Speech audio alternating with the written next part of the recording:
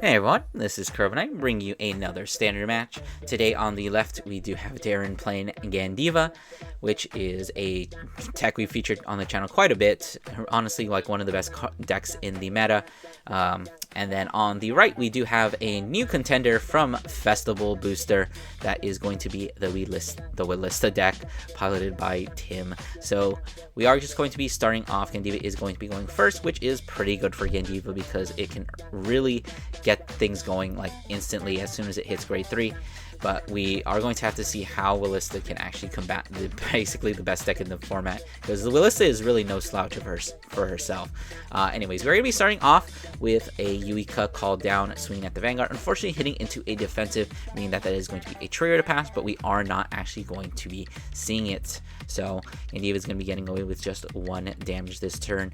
Going to be discarding, or actually not discarding, because the opponent doesn't have 2 rear guards, and just riding for free into that grade 2, and then swinging for 10 at the Vanguard, so not committing anything, which is kind of Gandeeva's small problem, I guess, is that it really doesn't have any early game, but once it does get to its grade 3, it is kind of just explosive and puts everything out onto the board and does all of its shenanigans. So we do see the cycle card coming down here, actually opting to use the cycle card skill to draw first, and then using the grade 1 skill to put a card from hand to soul and search out that gem card.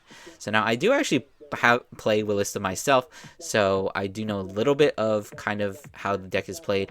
Normally what I always do is I always search first and then draw, but I can see the argument for actually drawing with the cycle card first, because you do have to commit a card from hand into soul, meaning that maybe you want to get an extra draw. Like if your hand is all good cards and you maybe want to see if you draw a worse card off the top in order to put it into soul so that you don't get rid of any of the cards in your hand. That's honestly a viable strategy. Personally, I just always like deck thinning before I draw. But we are going to be seeing the order card played, giving the Vanguard an extra 5k, drawing a card off the order skill, as well as 1 off of the grade 2 skill. So we're calling down another cycle card, just trying to aggro and rush here with the 18k column. And then we do also have the Vanguard, which is at a nice 15k. Unfortunately, we don't have the grade 2, which would have been a 20k, which would have been much better because that hits over a defensive at this point, because the Vanguard is going to be hitting for 15, which is probably not going to be guarded because that would have been a 1 to pass. And we do actually see a front trigger coming out there. Unfortunately, we didn't have the hindsight to swing with the Vanguard first. We didn't know that we would get that front, but if we had, that would have been pretty good, and we would have maybe done a little bit better. But it was a safer play to definitely swing with the rear guard first, because you don't want to risk hitting into a defensive with your Vanguard and then your rear guard doesn't even hit. Better to have the pressure from the Vanguard. But it looks like we are going to be using the Gandeeva skill for free off of the grade 2's skill. Obviously the Yuika is the only thing left on board, so it is the only thing that's going to be getting retired. And because we only retired 1, Gandeeva is actually going to get that draw and bind 1, or bind 2 actually, because we did retire 1 and then we also didn't retire 2, so we get 1 bind and 1 draw, which is kind of maybe a little bit of a misplay. I know whenever I'm trying to face against Gandeeva, I always try and leave at least the 2 rear guards on board with different grades, so that when they use that skill, they do actually get blown out. And I'd rather my rear guards get retired than allow my opponent to draw. And I want them, honestly, when you're playing against Gandeeva, you want them to commit as much cards as possible to retire your board, because until they retire your entire board, they can't actually plus, because they don't get a draw unless you have an empty board. So, going to be swinging the Gandeeva, actually not getting to the 5 bind zone. We did see the grade 3 coming down to bind a called trigger, a critical trigger, and just getting to that 4 bind, which is not going to be enough in order to get that extra 10k to the front row and the extra crit to the Vanguard. So the Vanguard is just going to be swinging for 1 crit, hitting into a defensive, but thanks to Gandeeva's skill, this grade 2 is still going to be hitting for 21, which is going to hit, which is just a 5k guard. But of course, we're just going to commit to 15 because Wilista does have a lot of good pieces that it does need in the deck. So looks like accidentally putting the ride deck card into the main deck. Whoopsies. It's okay, I always do that too. Anyways, going to be soul blasting that last card to draw a card off of the cycle card, and then just using grade 3 Wilista skill. Since we soul blasted the card that is treated as both Ruby and Sapphire, we gotta check top 5 and call 2. And now we're gonna wait while Tim takes approximately 15 minutes to decide what he wants to actually call. And I suppose maybe we'll put a counter on. We'll put a counter on, see how many times he checks his hand, how many times he checks his drop zone, how many times he checks the top 5. I think we're up to 3. I'm going to count that. Puts it down, picks it up, checks it again, checks the top 5. Oh, is he going to call? Oh, he's going to call Yuika. We have a Yuika. Oh, checks hand again. We've got hand knowledge. Checking the top 5. What are we going to call? Are we going to call something? Are we going to check the hand again? Are we going to check the drop zone? Oh, we're checking the drop zone.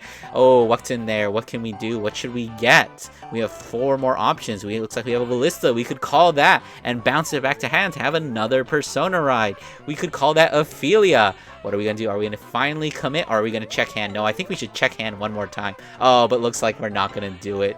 Looks like we're just going to call that Ophelia.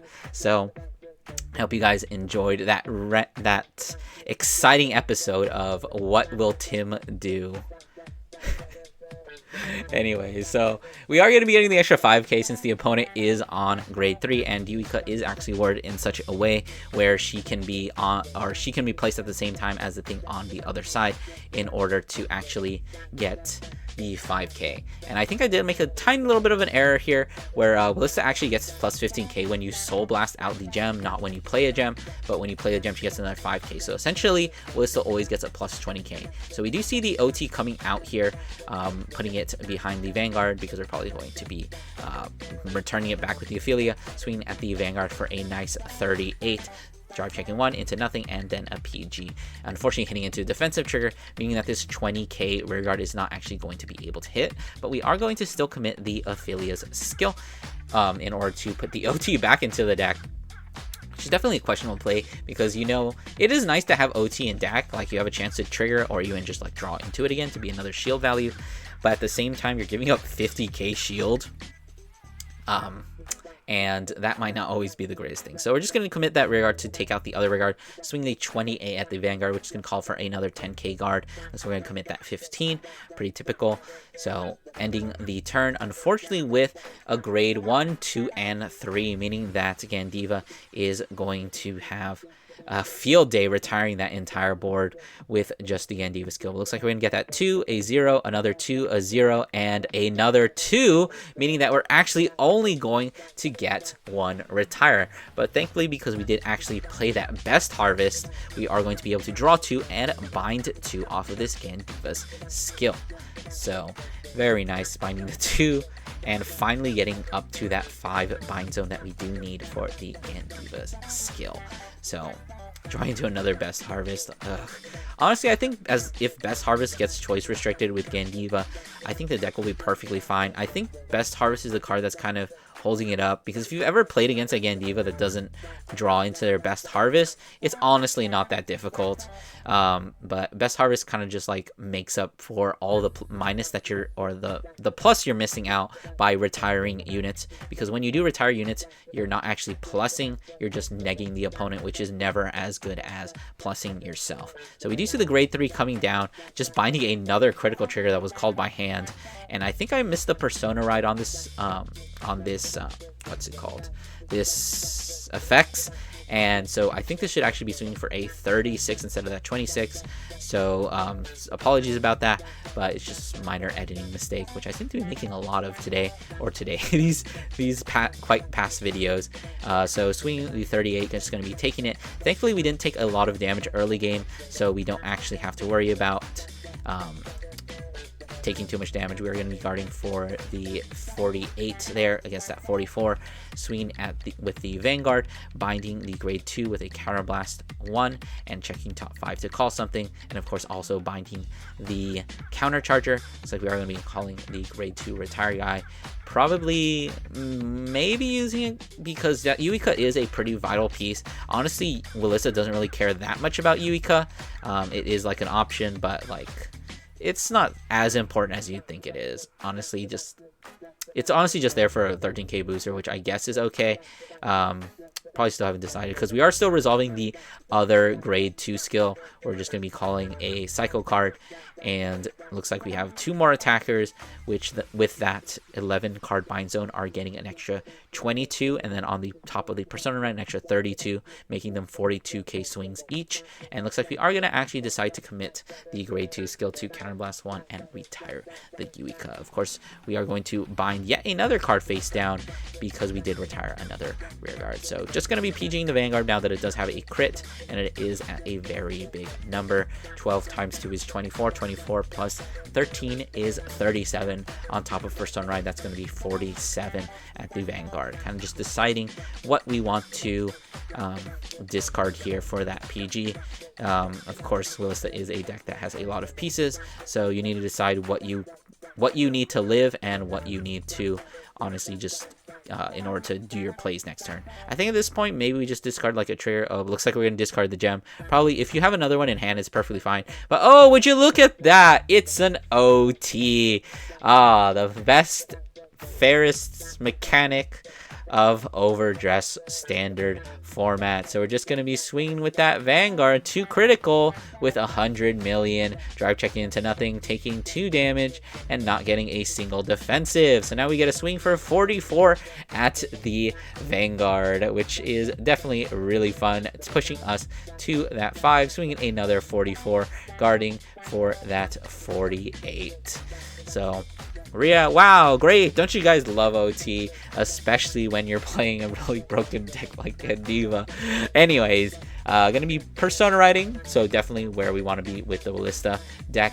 So looks like we're discarding an affiliate in order to get that gem card back, soul blasting out the gem card. The Wilista should be getting 15k here and not when you play the gem. Checking that top 5, but are we going to have another game of what will Tim pick? So let's see, we went to the hand, checking the top 5. Unfortunately, it looks like we're not going to be checking the hand again, just calling out 2 cycle cards. So unfortunate. Everyone loves to play our favorite what will Tim decide game, but looks like unfortunately that is definitely not what you want to be calling off of the top 5. In some sense, it is fine to get a cycle card because we can actually use the skill here since we did Persona Ride to give the entire front row a lingering plus 5k. We could theoretically use the skill again, but we probably really don't want to just because double Persona Ride, but that's 2 counterblast and it's honestly just not worth it. It's like we are calling the grade 1, which lets you draw an extra card whenever you play the Sapphire, which of course that gem card does count as. So we're going to be playing it and drawing 2, putting it into the soul, and then calling out an Ophelia as well as a 20k attacker. I think personally, you probably should have discarded the 20k attacker and kept the Ophelia. In this sense, a double Ophelia board would have been much better because with the cycle card, you would have been swinging for 228, which is normally a 2-card guard unless they have a front. So 35 is a very big number, but at the same time, we are kind of pushing for a game.